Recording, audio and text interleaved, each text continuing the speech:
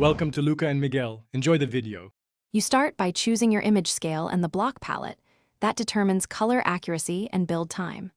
Once grounded, lay out a flat grid using dirt or scaffold. Mark the origin and axes so you keep alignment.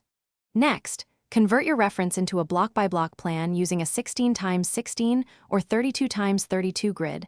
This simplifies color mapping. Make sure to stockpile each color in stacks of 64. The why is simple: fewer interruptions and consistent shading across the build. Now you build systematically. Start at the origin and place blocks row by row, column by column, so you always know where errors occur. Once done with a row, step back and verify color contrast from a typical viewing distance. This is critical because Minecraft lighting and block texture change perceived color. Make sure to use scaffolding to reach upper rows and to keep a clear line of sight. If colors feel off, swap nearby shades to improve gradients. This small change drastically improves readability.